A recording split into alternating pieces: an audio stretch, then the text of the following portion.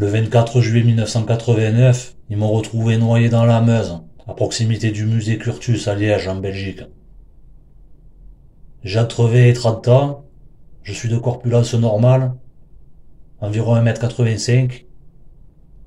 J'avais encore sur moi mon jean de marque Levi's et ma ceinture noire style western. J'ai l'oreille gauche percée et j'ai une tatou en forme de feuille d'érable sur l'épaule droite. Maintenant une petite question. Qui suis-je?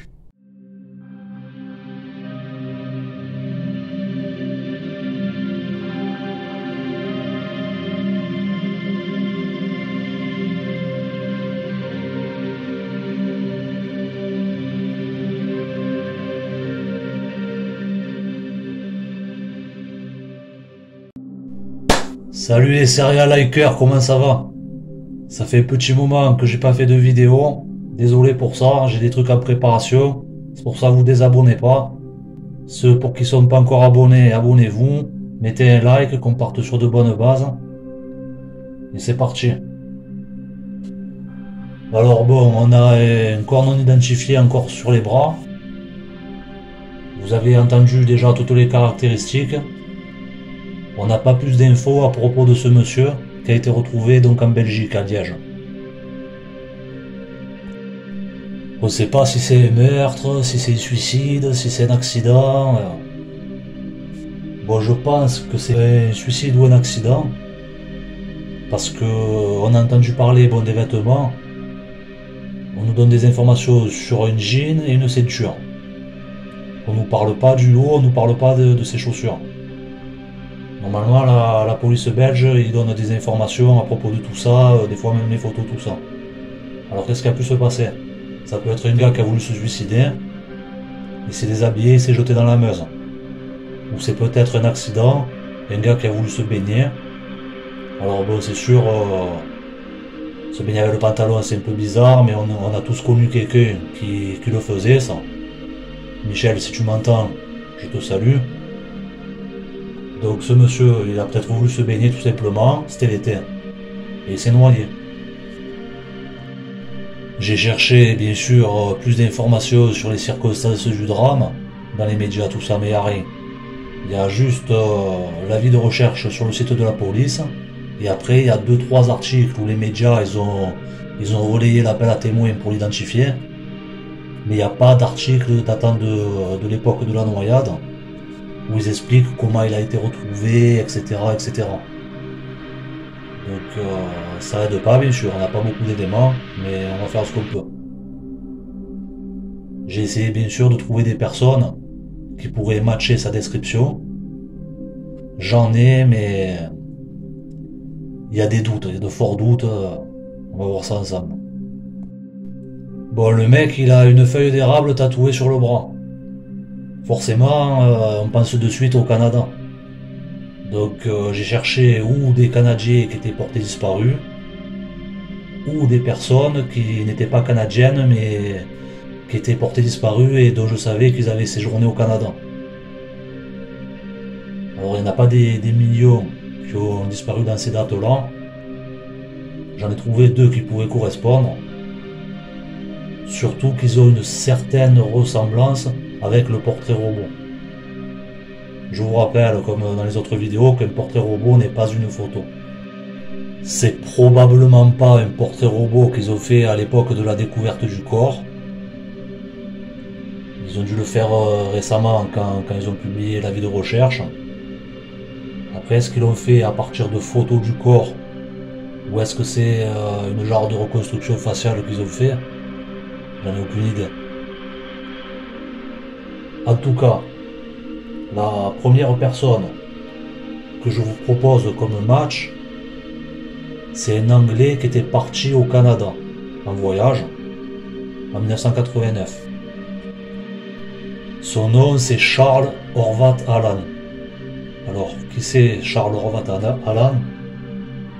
C'est un Anglais qui était né au Canada en fait. Bon, il vivait en Angleterre. Et au printemps de l'année 1989, il a décidé d'aller au Canada visiter le pays où il était né et de voir de la famille là-bas. Il a a fait des trajets en autostop, il a fait du bivouac, il a dormi chez des amis, chez de la famille. Le 3 mai, il est arrivé dans une petite ville qui s'appelle Kelovna. Je sais pas si je prononce bien. Hein. Arrivé dans cette ville là, Kelovna, disons, il s'installe dans un camping qui apparemment n'était pas très bien fréquenté. Donc c'était un peu des marginaux qu'il y avait dedans. Et voilà, à partir de là, ce qu'il a fait là-bas, tout ça, ça devient pas très clair. La dernière trace qu'il y a de lui, c'est dans une banque le 26 mai 1989. Donc on est 2 mois avant la découverte du corps en Belgique. Alors dans ce cas, là, il y a eu des témoignages parce que sa mère l'a cherché de partout. Elle est très active dans les recherches. Et il y a eu des témoignages comme quoi il y aurait eu une bagarre, qu'il aurait été tué et qu'il aurait été jeté dans un lac. La mère elle a organisé des recherches avec des plongeurs, etc. pour retrouver le corps. Et il n'y avait rien. Et ils ont retrouvé un corps, mais c'était pas celui de Sophie, c'était celui d'une personne beaucoup plus âgée qui s'était tuée, qui s'était jeté dans l'étang, dans le lac. C'était pas son fils. Apparemment, ça c'était une rumeur. Donc pourquoi je pense que c'est possiblement lui? Déjà, il ressemble au portrait robot. Vous voyez la figure et tout, je sais pas, ça ressemble un petit peu. La coiffure n'est pas la même, mais sur les photos, il y a différentes photos où il a différentes coiffures. Là, il avait passé, je sais pas combien de temps dans un camping, peut-être qu'il n'était pas là au coiffeur, que les cheveux étaient un peu plus longs. Ou si le portrait robot il a été fait à partir d'une photo du corps comme il l'a récupéré dans l'eau, avec les cheveux mouillés, ça faisait peut-être une coiffure un peu comme ça. Je sais pas, mais je trouve qu'il y a une certaine ressemblance avec le portrait robot. Il avait 20 ans, Charles Horvat. Et il en faisait plus, comme vous le voyez sur la photo. Donc, le corps non identifié, ils ont estimé l'âge de 20 à 30 ans, donc ça colle. Charles Horvat, il faisait apparemment 76 kilos. On a vu que le corps, il était de corpulence moyenne. Le corps, ils disent qu'il fait environ 1m85. Et Charles Horvat, il faisait, sur les sites, il parle en foot. 6 foot, il faisait. 6 feet, pardon. Ça fait 1m83. Donc ça colle aussi. La date de la disparition, elle peut coller. Puisque les derniers signes, c'est 2 mois avant que le corps soit retrouvé. Ce cas, c'est que Charles Horvat, il était parti là-bas, il fallait bien qu'il rentre en Europe à un moment ou à un autre.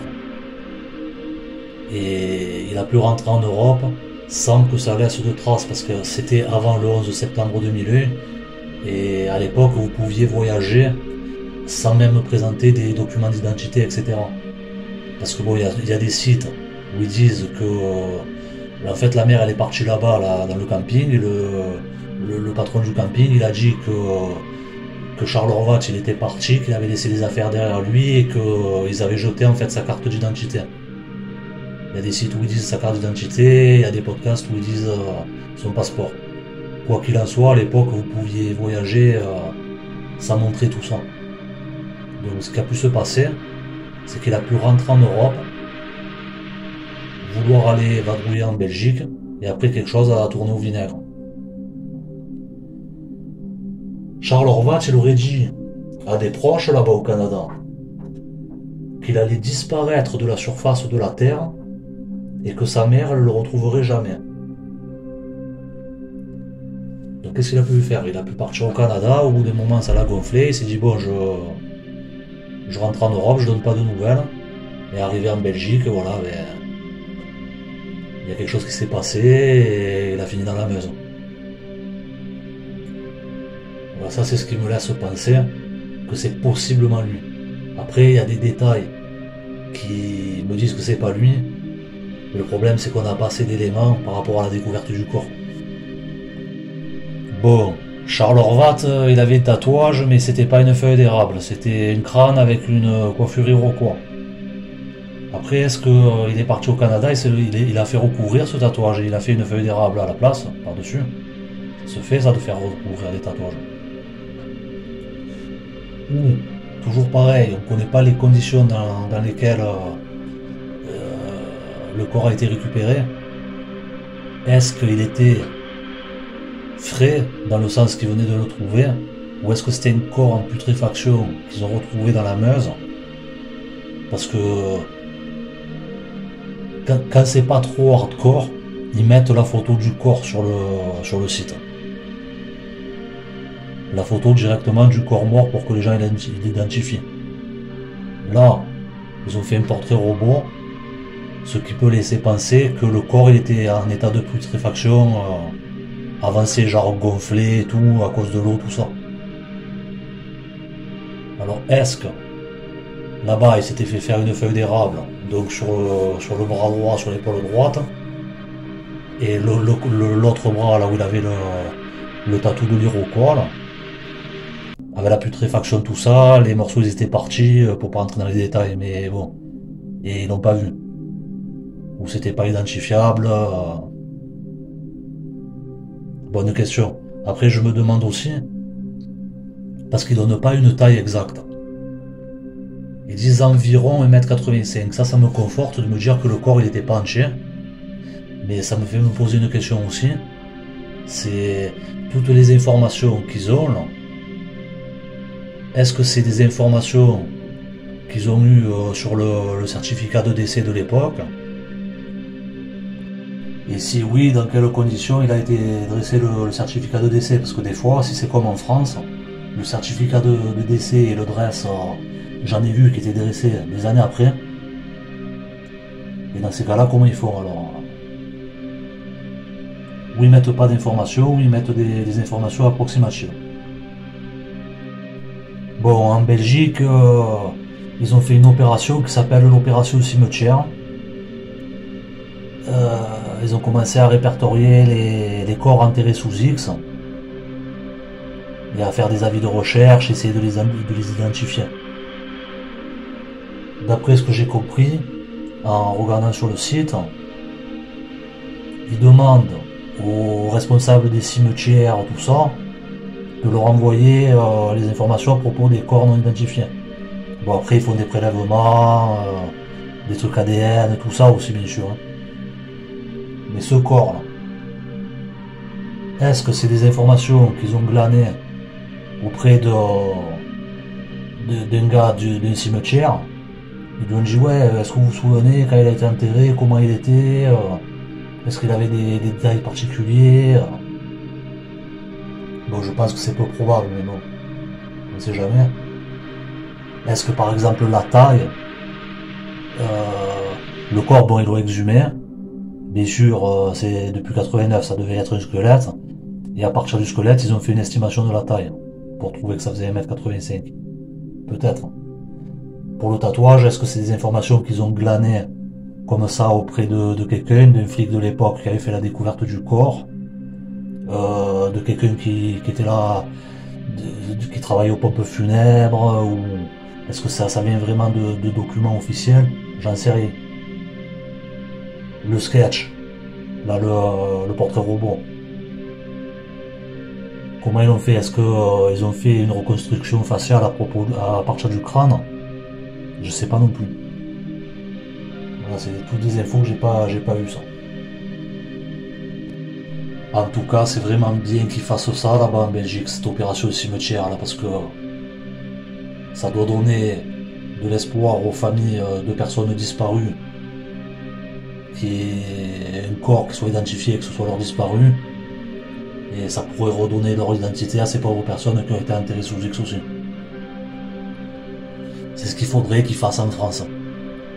Seulement, ça sera pas aussi facile, ce sera pas possible vraiment comme ça, je pense, parce que je peux vous le dire, parce que j'en ai cherché des centaines d'affaires comme ça. Ils savent pas où les gens ils sont enterrés. Il n'y a pas les informations sur les certificats de décès, etc. Des corps, il y en a, ils s'en sont débarrassés, ou ils ont été déplacés, ils les mettent dans des ossuaires, dans des trucs. Enfin bref, ils ne savent pas. Ils peuvent pas rassembler tout. Il y a certains cas où oui, il y a toutes les informations, tout ça.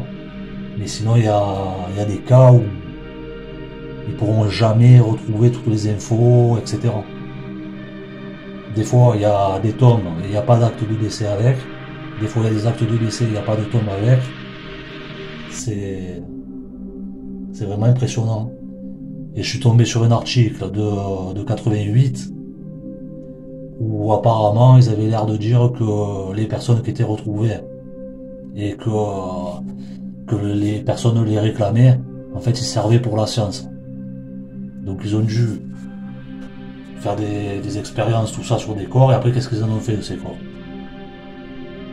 Ça, s'il faut, c'était des personnes qui étaient portées disparues, qu'on cherche, que c'est des cold cases, mais elles seront jamais retrouvées. C'est un truc de fou. Enfin bref, si vous savez où il est Charles Horvat-Alan, prévenez la police ou sa mère. La personne suivante qui pourrait matcher la description du non identifié de Liège, ça va être Mark Graham Krostevitz. Alors, qui c'est Mark Graham Krostevitz?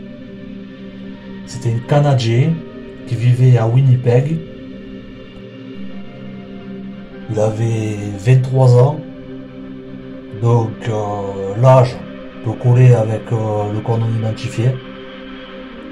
Sa trace, elle se perd le 7 juin 1989, c'est-à-dire un peu plus de 2 mois et demi avant que le corps soit trouvé, donc ça colle aussi. Et ce qu'il y a, c'est que Mark Krostevitz, il habitait au Canada, mais il parlait de partir en voyage en Europe, et il avait de la famille en Europe, en Allemagne, et Liège, c'est pas loin de la frontière allemande. Et comme vous pouvez le voir, Mark Krostevitz, il ressemble furieusement au portrait robot. La famille de Mark Krostevitz, elle a signalé sa disparition en octobre. La police a essayé d'investiguer tout ça. Il n'y avait pas de traces de voyage en Europe. Seulement, comme je vous l'ai dit, à l'époque, on pouvait très bien voyager sans laisser aucune trace. Mark Krostevitz, il faut savoir qu'il a fermé certains de ses comptes en banque avant de partir. Est-ce qu'il a voulu partir pour une nouvelle vie et qu'il est parti en Europe et que ça a mal tourné? Peut-être. C'est ce que je pense vraiment. Après, bon, il y a sur internet à propos de ça, on trouve des informations comme quoi, par exemple, en 90, la famille elle aurait reçu un coup de téléphone d'un hôpital de Londres où une infirmière le demandait à parler à... Bon, elle disait pas Mark Krostevitz, elle disait Mark Graham ou Gary Merkham. Voilà. Seulement, bon, sur Facebook, il y a une page concernant la disparition. J'ai discuté avec sa belle-sœur, Mark Krostevitz. Et cette information, elle m'a dit l'appel il n'a jamais été retracé. Le coup de l'hôpital et tout, c'est probablement une rumeur en réalité. Rien ne prouve qu'en 90 il est encore vivant donc. Après il y a des comparaisons qui ont été faites avec un corps qu'ils avaient retrouvé en février 2000 en Angleterre, donc bien longtemps après la disparition. Et quand vous regardez ce corps, la description physique elle ne colle pas avec Mark Krostevitz. Et c'est vrai que là, dans mon cas, la description physique de Mark elle ne colle pas non plus avec le non identifié de Liège. Il n'y a que la ressemblance physique qui colle, Après le reste, bon, il y a l'âge aussi, la date de la disparition, la ressemblance physique. Après, la famille de Marc, elle avait pas connaissance d'un tatouage. Est-ce que il a fait après, quand il est arrivé en Europe, il s'est dit ouais, je suis canadien, tout ça, je vais quand même me faire un souvenir du pays. Ou est-ce qu'il avait fait là-bas au Canada et la famille n'avait pas su avant qu'il parte, peut-être. Pour l'oreille percée, c'est pareil. Sur le site de la police, ils parlent pas de boucle d'oreille. Quand il y a des boucles d'oreilles, des trucs comme ça, ils mettent la photo en général. Là, ils parlent d'une oreille qui aurait été percée. C'est-à-dire, bon, moi quand j'étais jeune, l'oreille percée c'était la mode. Là, j'ai pas de boucle d'oreille, mais si on retrouve mon corps, on voit qu'il y a une petite trou à l'oreille, on peut dire que j'ai l'oreille percée. Ou il a très bien pu se faire percer l'oreille. Après, quand il est venu en Europe, ou on ne sait pas exactement ce qui s'est passé. Sinon, Mark Rosevitz, il était un peu rouqué, les cheveux un peu châtés, rouqués. Le corps il est châté. Ça colle. Mark Rosevitz, la corpulence, elle colle aussi, corpulence moyenne. Ce qui colle pas, c'est la taille. Après, la taille, sur le site de la police, ils disent environ 1m85. Environ. C'est environ à combien? Il y a combien de battants? Est-ce que c'est 80 à 85? Mark Rosevitz, ils disent qu'il faisait 1m75. Alors 10 cm de différence, c'est beaucoup. C'est trop. Mais est-ce que ça vient de sources sûres ou est-ce qu'ils ont estimé la famille qu'il faisait à peu près 1m75? Parce que si d'un coup la famille elle dit ouais il était à peu près grand comme moi, il fait 1m75, que dans la réalité il faisait 1m78, et que le corps c'était la taille elle a été approximative aussi, que quand ils ont trouvé le corps ils se sont dit ouais il fait à peu près 1m85, ou que ça a été fait à partir d'ossements et qu'en réalité ça c'était 1m82, là ça commence à se rapprocher. Donc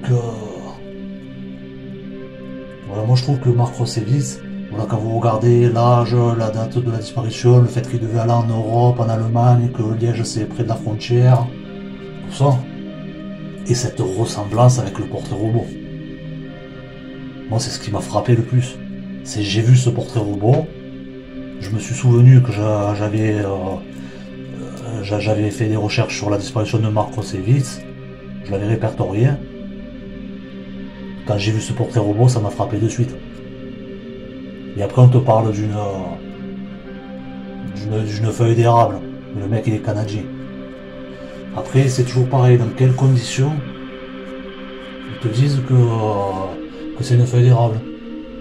Est-ce que c'était pas une feuille de cannabis très mal faite, un tatouage genre de taulard là fait à la main, que en fait c'est une feuille de cannabis mais que ça, quand ils ont regardé le corps ils ont cru que c'est une feuille d'érable?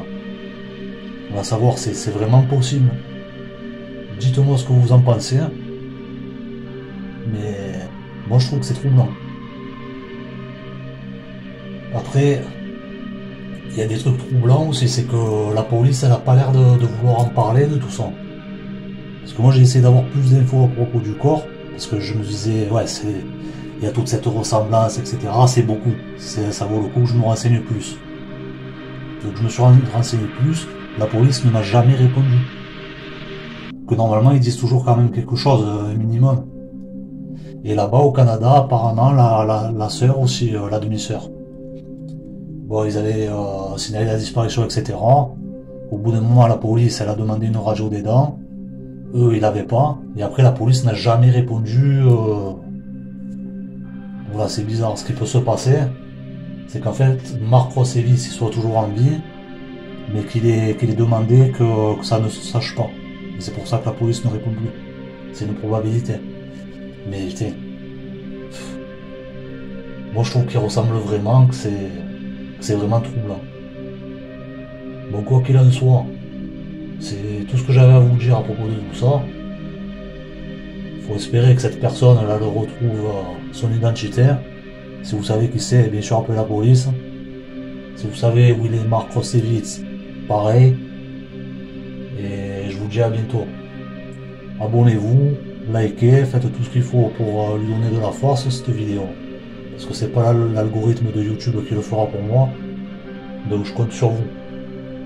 Merci, bonne fin d'année. Au revoir.